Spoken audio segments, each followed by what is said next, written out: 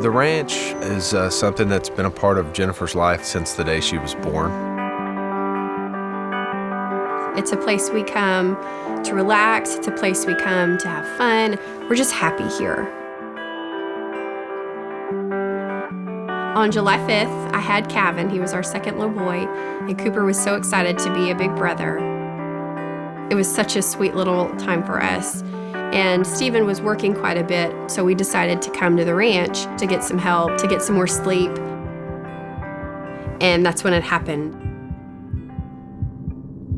I was just about asleep, and Jennifer came in the room, and she says, "Donna, I think I'm having a heart attack." And being the doctor mom, I ran into the bathroom to see what the problem was. I was hot. I was vomiting. At this point, I decided that we probably needed to go to the hospital. I said, I can't go.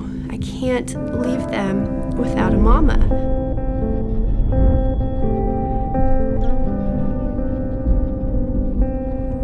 There was a lot of confusion. I wasn't quite sure what was going on. We were driving towards Waco, and I kept telling her, "Jennifer, just stay awake with me. You know, don't close your eyes." And then all of a sudden, I looked over, and she started going into convulsions. I immediately started doing CPR on her. I was beating on her chest. In between all that, I was on the phone calling 911. Once we got her in the truck, she was technically dead. We did 3 rounds of shock and CPR in between that, and after 3 times, she finally got a pulse back and began to stabilize for us.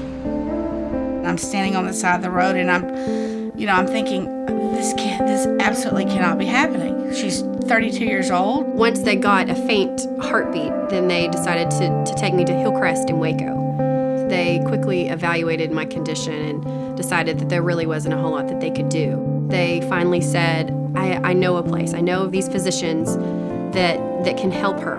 The foreign cardiologist in Waco, he had called me in a little bit of a panic. He had this young lady who had gone into what we call cardiogenic shock. We sat down and we said, okay, we can't hurt her more than she's hurting already. The hospital has maximized what they can do. We're losing her very quickly. There's a small window of opportunity. She may make it here. That's when he made the life-saving decision to send me to Memorial Hermann Heart and Vascular Institute. There was no doubt she was getting in that helicopter, and she was taking off, and we were doing everything we could to save her life.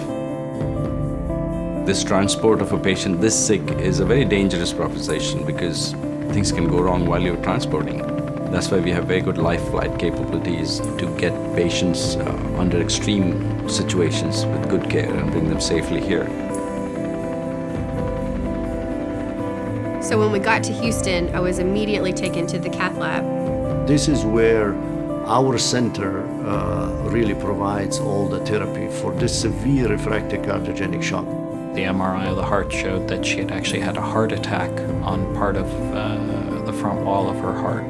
That is not very common. I mean, that is, most of 32 years old are very healthy. We got her on the pump, and then we gave her some time.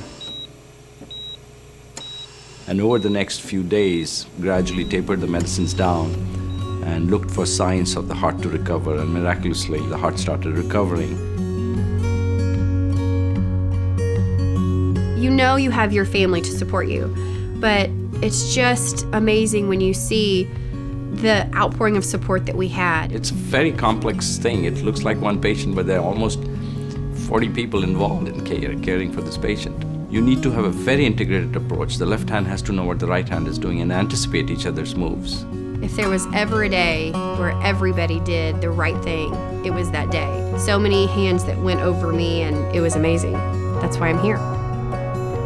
As I got stronger and I was able to do more things, Cooper and I went outside and we were gonna fly his first kite. I just remember looking at him and just thinking, this is a mama moment that I almost didn't have. Our family is back together.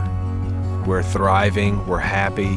Jennifer is doing things that when she was in the hospital, they told us she might not ever do again. I wake up every day thankful that we have another day, that I have my wife there, my 2 boys, we have our family together. And of course, she's able to hold her 2 little boys. That's what makes it worth coming in at 3 in the morning, 4 in the morning, or sometimes sacrificing something that may be important to you to see somebody else get an opportunity to live a full life. That's really special. Those kind of physicians, as Dr. Carr and Dr. Leota, exceptionally great and excellent experts in their field. What do you say to the person that saves your life? He gave me back my opportunity to be a mama and to give me a future and to raise my boys. Just getting to experience life and live my life. And I'm so grateful.